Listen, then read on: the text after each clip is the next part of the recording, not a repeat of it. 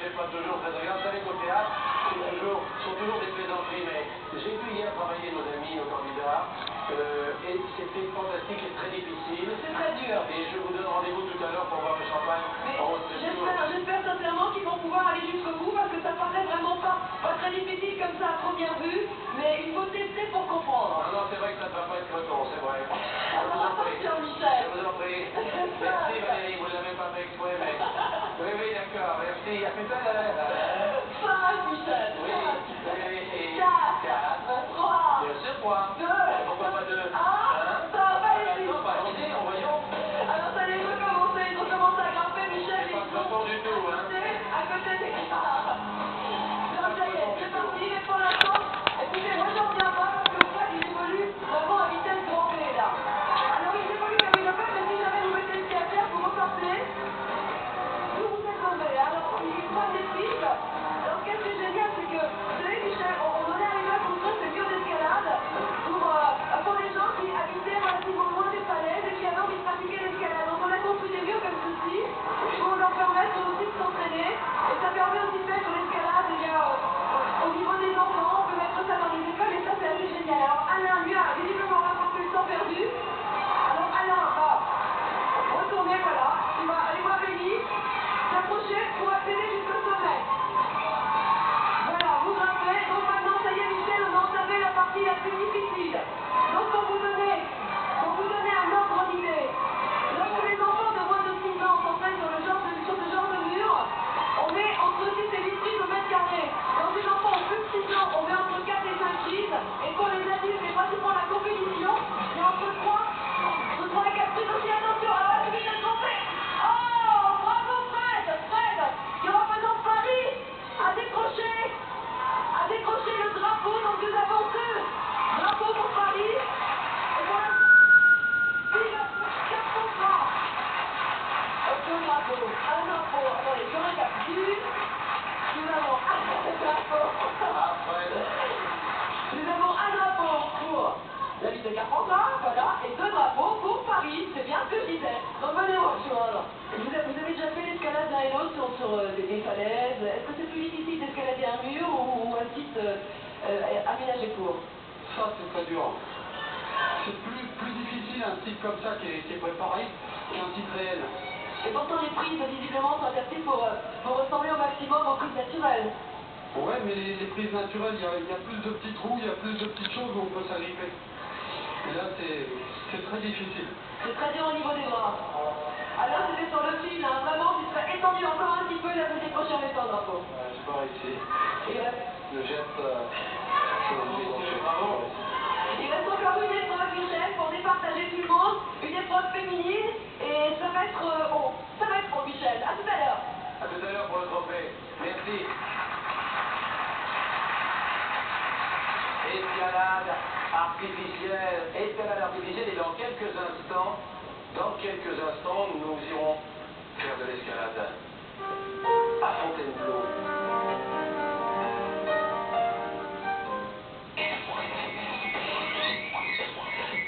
C'est rigolo. Everybody loves me. Des superstars. Last night, je venais jusque avec vous, j'aime danser, j'aime chanter.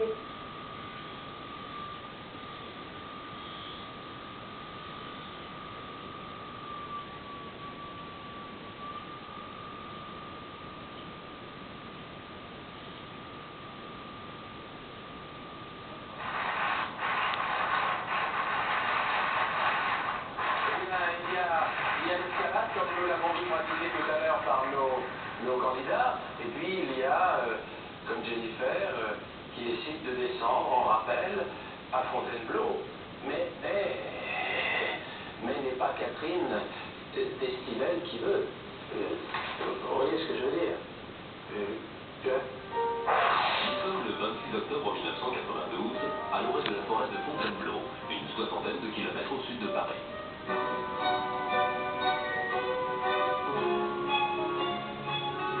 Je m'appelle Jennifer, j'ai 10 ans et je suis contente de retrouver mon amie Amandine pour faire de l'escalade. Je m'appelle Amandine, j'ai 10 ans, je suis contente de retrouver ma meilleure amie Jennifer pour qu'on fasse de l'escalade ensemble.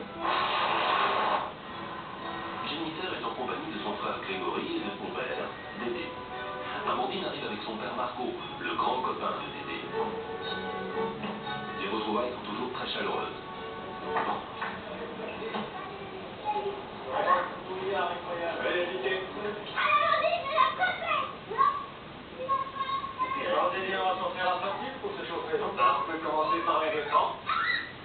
La forêt de Fontainebleau est le paradis des grimpeurs. Bien, hein? C'est pas mal. Alors, Grégory, son attaque a commencé? Faut voir, faut voir.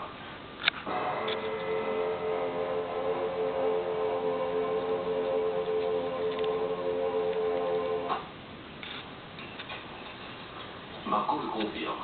Rien n'a été laissé au hasard. Dédé avait préparé le matériel, il avait vu le baudrier, les cordes, le descendeur, tout ça. Il était héroïquement passé le premier pour éviter qu'un pépin arrive aux enfants. Et puis ensuite, c'était le tour d'Amandine. Elle n'était pas tellement habituée à ces choses-là, elle a voulu passer la première.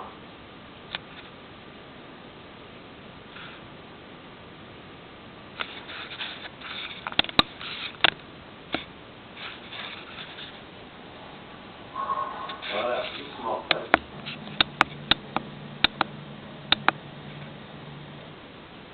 Merde.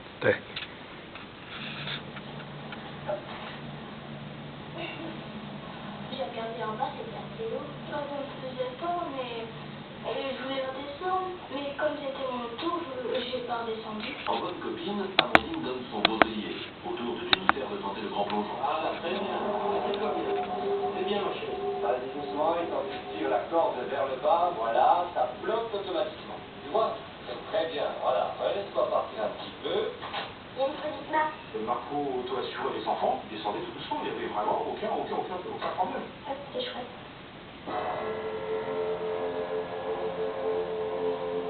C'est facile, papa. Ouais, bien, T'as mal au nez, c'est pas bien. Tu tiens bien la corde, Marco? J'ai pas envie que je tombe, hein. ouais, t'en fais pas. Tant que je tire sur la corde, tu risques rien. Ouais. Oui, c'est très bien.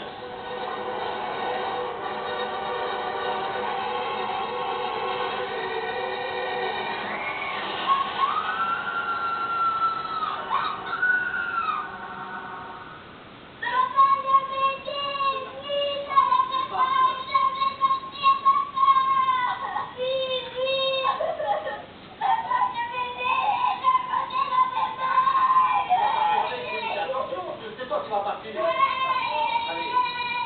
Ah, on n'y arrive pas, Marco. C'est pas possible. Non, on lui arrache la tête.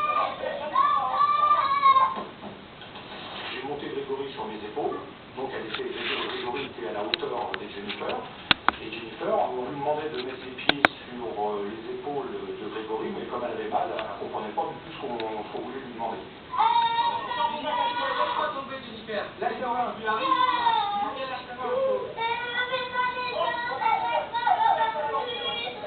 Dans l'appartement, personne ne pense à décrocher la corde par le haut pour descendre Jennifer. Moi, j'étais paniquée, alors je pouvais plus, je tournais de tous les sens. Je m'imaginais qu'elle allait tomber et j'écrasais par terre. Et Marco m'a crié, il faut la remonter par le haut. Marco assure seul le verrouillage de Jennifer, mais un nouveau danger la menace. Tu l'as lâché, moi, la corde. Tu l'as lâché. J'avais peur, j'étais tout seul, ils étaient tous là-haut. Et sur la pointe des pieds, je voyais bien que si les derniers centimètres de corde que j'avais dans les doigts m'échappaient, la petite tombait.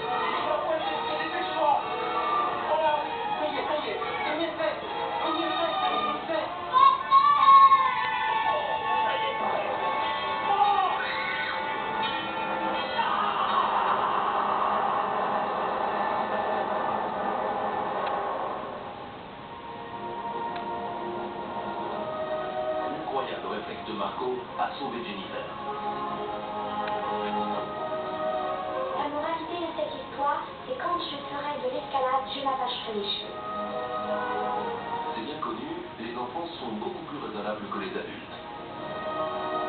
2 mois après sa chute, Jennifer se porte à merveille. Elle a repris courageusement l'escalade. Pour elle et Marco, la vie est maintenant une longue valse, tranquille. Jennifer, Jennifer. Je me suis là parce que les 2 petites amies parlaient qu'elles sont un petit peu soucieuses parce qu'il y a beaucoup de monde. Alors, on est entre nous. Hein? Alors, vous êtes amis depuis longtemps? Oui, depuis très longtemps maintenant. Depuis très longtemps, car vous êtes très âgé. Quel âge as-tu? 10 ans. Et toi? 10 ans. Ah oui, c'est énorme. Alors, tu peux me raconter, tu as eu peur, le rocher c'était très haut pour toi? Oh oui, très très haut. Tu as eu peur pour Jennifer? Oui, très peur. Vous faites de l'escalade? Oh oui, moi je vais en refaire, hein. Vous avez le temps d'en faire? Non, pas encore. Pas encore. Tu as été, on dit, traumatisé? Tu as... Un petit peu, oui. Marco, vous êtes là près de nous, alors lorsque la corde a échappé, vous pensiez que Jennifer pensait qu'elle s'en sortirait aussi bien ou... Je me doutais que le pire allait arriver, mais on avait un petit peu confiance quand même.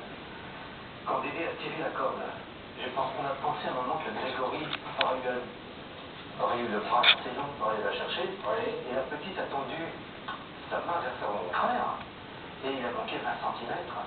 Et ces 20 cm se sont traduits par une chute entre 7 et 8 mètres à peu près. C'est une chance incroyable qu'elle puisse être là et qu'à 10 ans, nos deux baroudeuses, nos deux futures estivelles puissent elles sont ravissantes. Qu'est-ce que tu veux faire toi plus tard? Je sais pas. J'ai pas encore décidé. À 10 ans, tu sais pas ce que tu veux faire? Non. Et toi? Moi je voudrais être puéricultrice. Puéricultrice? Ah oui, tu aimes bien s'occuper des enfants? Oui. Et Marco, qu'est-ce que vous faites, vous? Je suis dans la police. Dans la police? Oui. Et vous continuez à... Je suis venu faire le sport à l'école de police à Paris. Ça aide? Un petit peu, ouais. Et à Fontainebleau, vous emmenez vos oreilles là-bas? Vos enfants, pendant les périodes de vacances, il faut les occuper, hein. Faut pas les laisser traîner. Tu y retournes à Fontainebleau? Tu y retournes... Oh oui, j'y retournerai souvent. En pique-nique? Je sais pas. C'est ça On qui peut va. applaudir nos deux amis.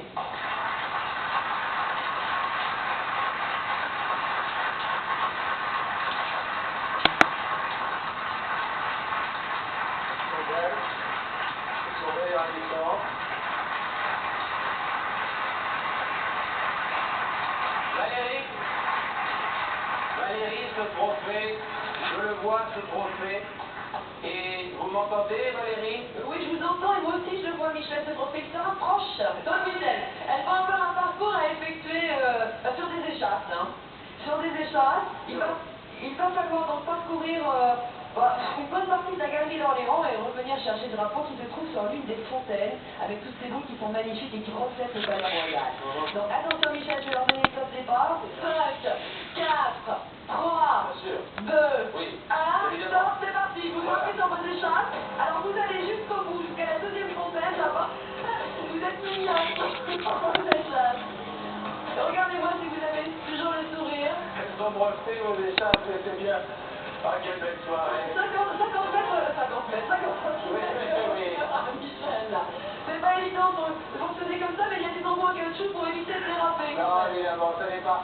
Moi, je pense qu'il faut que vous arrêtiez. Non, pas d'échasse, mais le champagne, ma petite. Oh, attention.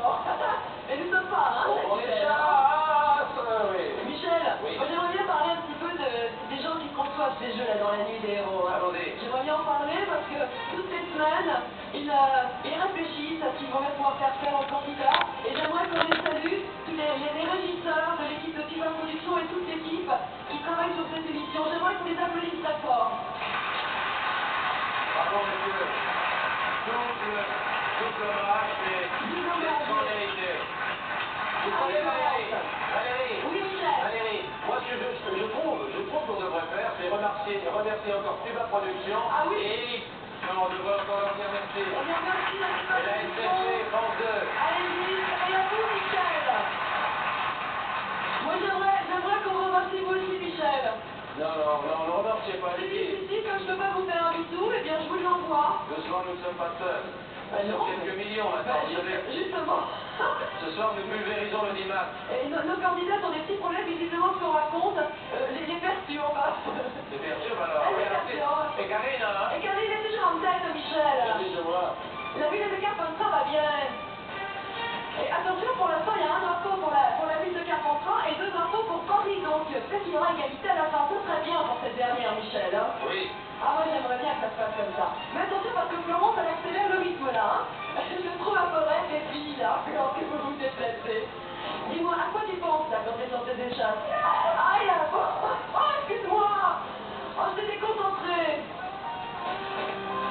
Soyons pas. Nous allons vers un score. Vitesse grand V. Oui. Oh là là. Et voilà. Le drapeau avec le pied remporté par Karine Delaville de Carpentras, Michel. Donc je vous dis bravo.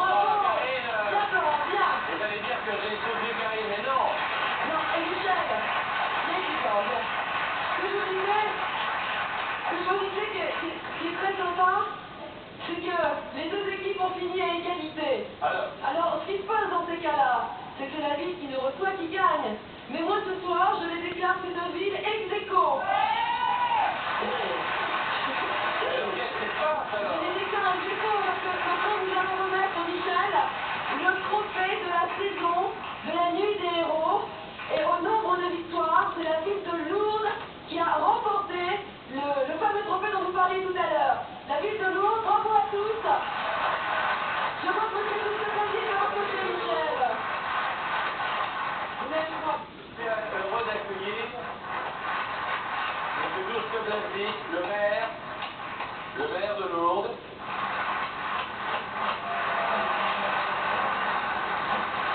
Alors, monsieur le maire, voilà ce trophée que nous vous remettons au nom de toute l'équipe de France 2, de tous les créateurs de cette émission. Je trouve que ce trophée est beau et cet obélisque de cristal va énorgueillir, j'espère, vos administrés. En tout cas, vous avez gagné, vous êtes battus et de haute lutte avec nos amis de Carpentras et tous les candidats. Vous avez vu ces villes prestigieuses qui sont là.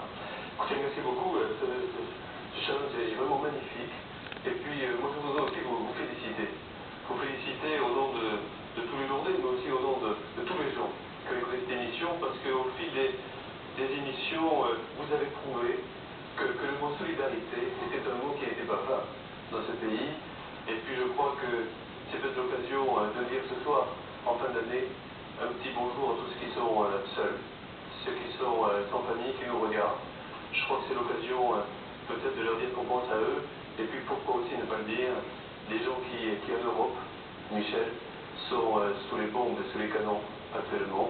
Je crois qu'il faut peut-être leur dédier tout ça. Mais de toute façon, Notre combat, parlez-en.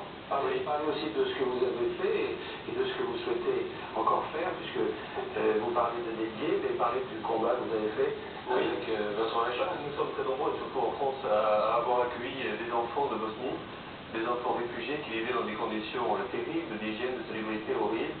Nous sommes un certain nombre à penser beaucoup à ce qui se passe là-bas.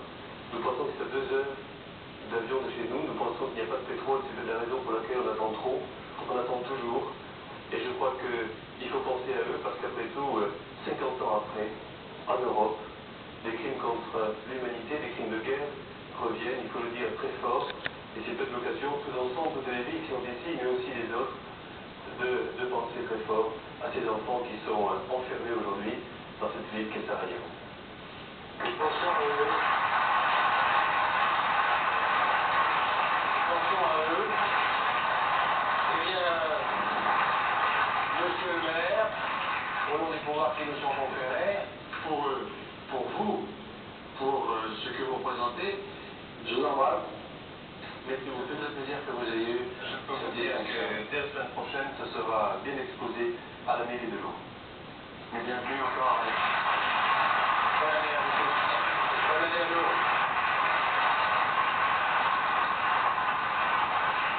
Dans cette émission, nous avons souhaité parler des autres. Nous avons souhaité parler de ceux qui font des choses dans l'ombre. Nous avons souhaité parler de la vie telle qu'elle est.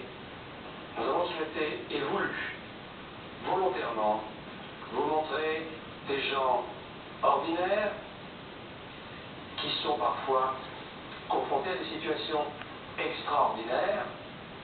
Le but de cette émission, le risque de cette émission, que ce soit pour France 2, que ce soit pour les réalisateurs, pour Elixir et Cortuba Productions et pour tous ceux qui ont travaillé sur cette émission, c'était oser vous montrer à 20h30, sans polémique, entre quelques chaînes que ce soit, vous montrer des hommes et des femmes qui méritaient, dans notre pays, qu'on distingue ce qu'ils ont fait.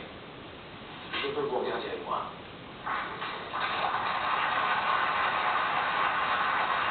Hommage à Madame Petitjean, notre grand-mère Courage, qui a élevé 91 enfants et adopté 27 d'entre eux.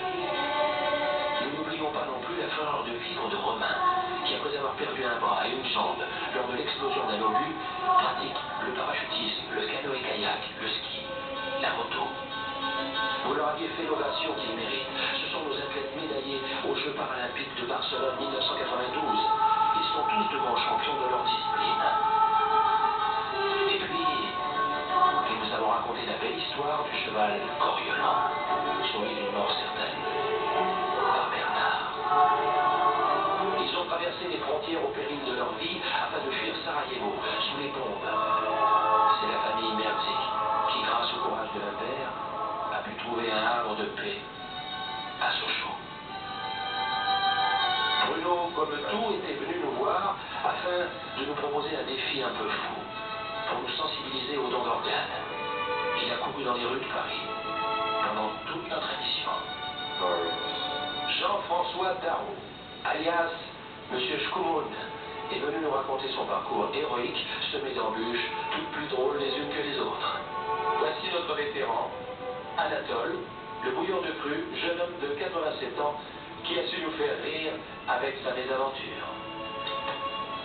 Et puis, ici, maintenant, mon ami, mon copain, mon pote, mon petit frère qui est venu un jour me voir au théâtre du Palais Royal, justement. Et puis j'ai vu arriver ce petit bout de chou, là, dans ma loge.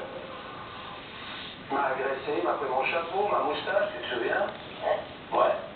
Et puis il s'est déguisé en général irigois, je jouais un rastaquaire. Bodegui, une maillotte, et il est joué un personnage comme ça qui... Alors il est entré dans ma loge, et puis on a passé une soirée superbe, avec son frère. Et puis la vie telle qu'elle est fait que un matin il est parti à l'école, comme vous tous. Et puis comme vous tous, comme je l'ai dit à mon fils, fais attention, etc. Et puis ce jour-là, il avait la tête ailleurs, il a glissé sous le métro. Et il a glissé sous le métro, le garçon. Sous le RER. Et puis dis-moi ce que tu fais. Je suis un bras, une jambe arrachée. Et c'est rien. C'est tout. Il suffit d'avoir la morale. Donc c'est pas une jambe et un bras en moins qui vont m'arrêter de vivre. Alors, vous savez que si je vous ai demandé de venir, et si je vous ai demandé de regarder ce soir, c'est que le client valait le détour.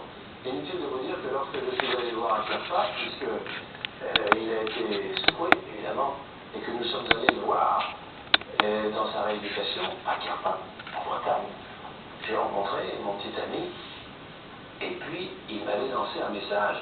Il nous a lancé un message. Alors, en dehors de ce que tu veux faire, comment ça se passe là-bas, et ce message d'espoir, tout ce que tu viens de nous dire, tout ce que tu peux nous dire, c'est maintenant que tu peux le faire. À tous tes copains, à tous tes amis, à toute la France. Simplement, il suffit d'être soi-même et puis vivre comme on vit. Il nous arrive un pépin, on essaye de le surmonter. Si on peut pas, mais il faut toujours essayer. Et puis moi, je me rééduque comme je peux, avec toutes les possibilités de Clairpac. Et tous ces gens, tout le public, je veux juste leur dire un truc.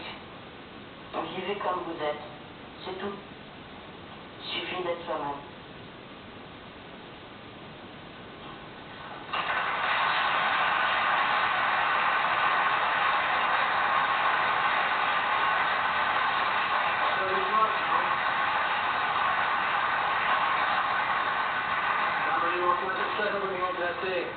Alors maintenant, je voulais vous dire que cette émission avec Yann, tu sais, cette émission, en fait, on peut remercier de la générosité de tous ceux qui ont participé. Mais tu sais que le passage dans notre émission de Bruno Goumtou, le greffier du foie, Tu sais que les demandes de cartes d'honneur ont été multipliées par 3. Je dis bien par 3, et les propositions de dons de moelle osseuse par 10. C'est-à-dire que sans misérabilisme, sans raffolage, ici, il s'est passé quelque chose d'humain, quelque chose de simple, et quelque chose de réussi grâce à ces héros sortis de la nuit, grâce à ceux comme lui qui se battent pour vivre, grâce à cette leçon d'humilité de nous tous. Vous savez, M. Boinet, par exemple, président au Rotary Club d'Amboise, qui a suivi notre séquence sur les chiens et guide d'aveugle, a décidé d'en offrir un à une jeune fille de 20 ans. C'est Yann qui va avoir un fauteuil, de copains journalistes, de copains qui ont décidé de lui payer son fauteuil. Je ne peux pas dire le journal, je ne peux pas dire qui sont ses copains, mais ce sont des hommes. Des hommes. Il y a en France des hommes et des femmes désintéressés. Des hommes et des femmes qui décident de faire, comme nous avons essayé de le faire, avec vous tous, quelque chose de simple. De montrer que la vie, c'est ça aussi. Un petit bout de chou comme ça qui se bat, qui est notre ami, qui est notre exemple, car ça peut nous arriver à tous. Donc, avant de nous souhaiter une bonne année, que nous sachions parfois réfléchir, et puis après tout, je crois qu'il est bon peut-être aussi de nous dire que maintenant,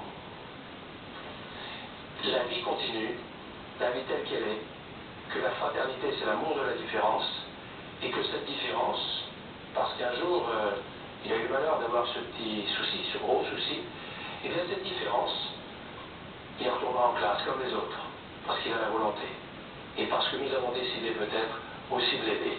Merci d'avoir aidé. Merci.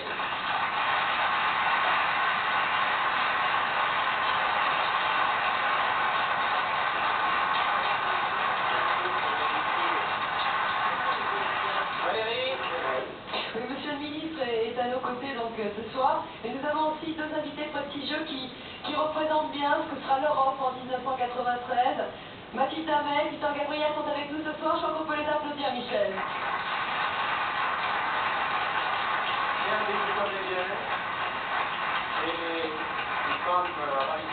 Bonsoir Mathilde. Dans cette fin d'année, Michel, on veut absolument penser à tous ceux qui n'ont pas forcément passé un Noël comme il le faudrait et qui passeront peut-être pas des fêtes complètement heureuses. Donc c'est à eux qu'on veut penser ce soir. Et puis on veut bien sûr penser à l'avenir qu'est l'Europe en 1993, monsieur le ministre. Oui, donc c'est la raison pour laquelle nous avons souhaité les uns les autres que ce palais royal, que grâce à vous, beaucoup de gens ont découvert ce soir, que ce palais royal puisse accueillir ce chemin de lumière. Je me souviens que lorsque Václav Havel, sortant à peine de sa prison, était venu à Paris à notre invitation, nous l'avions accueilli ici même par ces lumières, les lumières de la liberté. Et je crois que ce soir, nous voudrions que ces lumières soient les lumières de l'amitié à l'égard de tous ceux qui, en cette période de fête, entre Noël et Nouvel An, peuvent se sentir seuls, pour ceux aussi qui souffrent dans leur chair. Nous pensons à ceux qui sont en particulier dans l'ex-Yougoslavie, en Bosnie, et puis qu'en même temps, comme vous dites très justement, ces lumières soient aussi des lumières de l'espoir.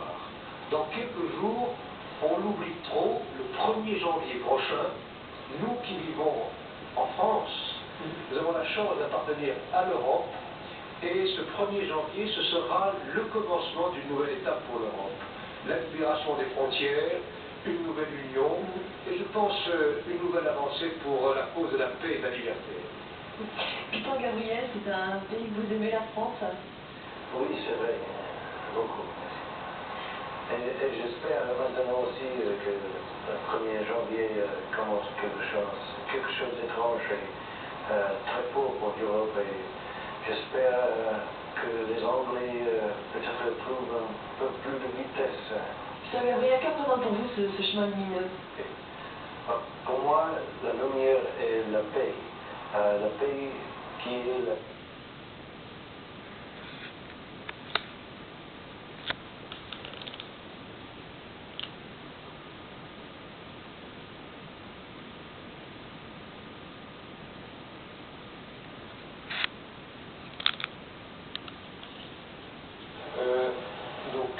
assemblées aideront ceux qui souffrent à sortir de la misère et de la souffrance. Merci, monsieur le ministre. Bon, donc cette période de fin d'année, Michel, c'est vraiment une période que l'on dédie aux enfants. Les enfants sont rois. Et ce sont donc avec des enfants que nous allons nous quitter ce soir, avec 270 enfants et adolescents aussi qui nous viennent du Loir-et-Cher. Ce sont des enfants qui ont été réunis par Jean-Claude Todin, qui est le directeur de l'école de musique de Blois. Alors ces enfants ils viennent de différents endroits, et notamment de la classe maîtrisienne de Joseph Travers. Alors cette chorale qu'on va entendre dans un tout petit instant est dirigée ce soir, à l'occasion de cette toute dernière de la Nuit des Héros, par Jean-Marie Montmarché. Merci de votre visite, monsieur le ministre. Merci, monsieur le maire. Et je crois que les remerciements, ce sont aussi, et ces chants doivent dire la fraternité, l'amitié, l'amour des autres à des êtres avec qui j'ai travaillé depuis maintenant plusieurs mois. Je pense à Michel Herman, à Jean-Jacques Pasquier, je pense à Philippe Thuillier, je pense à toute cette équipe de Tuba Production, à l'équipe d'Elix, je pense aux enquêteurs, aux réalisateurs, aux régisseurs, à cette équipe de la SFP, à ce travail des techniciens hors pair de la SFP, et je dois faire une mise au point toute simple, celle de dire à vous tous que votre confiance m'a honoré, que j'ai accepté de faire cette émission tout simplement parce que un jour le président Hervé Bourges est venu me chercher, m'a demandé de participer à cette émission pour lui donner une certaine image. J'ai donc donné ma démission le 1er décembre et je devais continuer mon chemin. Je suis un saltimbanque, je suis un comédien, je dois jouer. Et lorsque j'ai donné ma démission, j'ai eu cette réponse du président Bourges pour les principaux extraits qui disait ceci. Cher Michel Cloton, j'ai bien reçu votre lettre et je comprends vos raisons. Je respecte votre décision de vous en tenir au terme de votre contrat et de ne point aller au-delà du 31 décembre 92. Je l'accepte même si je la regrette très sincèrement. Le président Bourges a ajouté ceci. Je tiens à vous dire le plus vite possible que nous vous devons beaucoup. Vous avez donné une image différente à cette nuit. Vous avez su communiquer votre enthousiasme, votre sens de l'humain. Je vous en remercie de tout cœur. Nous sommes fiers de ce que vous avez difficilement accompli, de tout cela, en toutes occasions. Je me ferai un point d'honneur de témoigner et je souhaite que notre collaboration trouve demain d'autres occasions pour s'exprimer. Comme vous l'indiquez dans votre communiqué, c'est dans la plus exacte courtoisie que nous nous séparons pour l'instant. Et je l'espère dans un esprit d'amitié exigeant, Hervé Bourges. Je dis ce soir, à la chaîne, je dis à tous les techniciens, à vous tous public, un merci sincère d'avoir laissé un homme, simple, lambda, comédien, essayer de faire autre chose que ce qu'il avait l'habitude de faire. Je crois que j'ai voulu le faire pour tous ceux que je défends depuis maintenant plus de 26 ans. Pour les polyhandicapés, les mongoliens, tous ceux qui ont cette exclusion dans notre société, et pour tous ceux qui, de toute façon, grâce à cette émission, ont pu se faire entendre. Je rends hommage à cette chaîne de m'avoir donné la possibilité de vous dire à vous tous que je suis